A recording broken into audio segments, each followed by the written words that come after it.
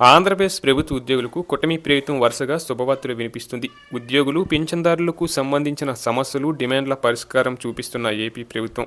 ఇప్పటికే దసరా సమయంలో కరువు భత్యం డిఏ ప్రకటించిన ప్రభుత్వం అనంతరం దీపావళి, సంక్రాంతి పండుగకు వరాలు ప్రకటించింది. తాజాగా మరో శుభవార్త వినిపించింది.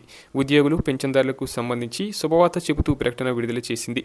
ఈ నిర్ణయంతో ప్రభుత్వ ఉద్యోగ వర్గాలకు భారీ ఊరట లభించనుంది. ప్రభుత్వ ఉద్యోగుల వైద్య సేవలపై నియమించిన ప్రత్యేక కమిటీ తాజాగా సమావేశమైంది.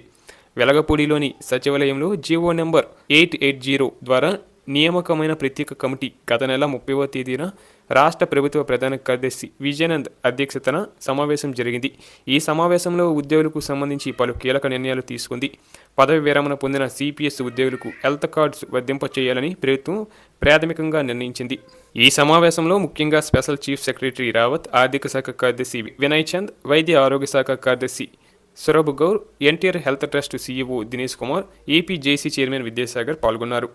సమావేశమైన ప్రత్యేక కమిటీ ఉద్యోగులకు సంబంధించిన వివిధ అంశాలపై చర్చించింది. సమావేశంలో ఉద్యోగులకు సంబంధించి 2 కీలక నిర్ణయాలు తీసుకుంది. వాటిలో రిటైర్డ్ సిపిఎస్ ఉద్యోగులకు హెల్త్ కార్డులు వర్తింప చేయాలని నిర్ణయం తీసుకుంది.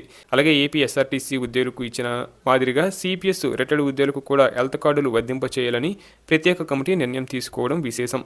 ఈ నిర్ణయంతో సిపిఎస్ ఉద్యోగులకు భారీ ఊరట లభించనుంది. పదవి విరమణ పొందిన ఉద్యోగులు దీర్ఘకాలిక వ్యాధులతో బాధపడుతుండటంతో వారు వైద్య సేవలు పొందడానికి చాలా ఖర్చు చేయాల్సి ఉంది. ప్రభుత్వం హెల్త్ కార్డుల పరిధిలోకి తీసుకోవడంతో సిపిఎస్ రిటైర్డ్ ఉద్యోగులు హర్షం వ్యక్తం చేస్తున్నారు. కాగా ఆంధ్రప్రదేశ్ ప్రభుత్వం వారం కిందట ఉద్యోగులకు, పెన్షనర్లకు పెండింగ్లో ఉన్న వివిధ రకాల బిల్లులు చెల్లింపులను చెల్లించింది. వివిధ రకాల బిల్లులు భారీగా పెండింగ్లో ఉండటంతో కొంత విడుదల చేసింది. విడుదల చేసిన బిల్లుల్లో టీఏ, టీటీఏ బిల్లులు ఉన్నాయి.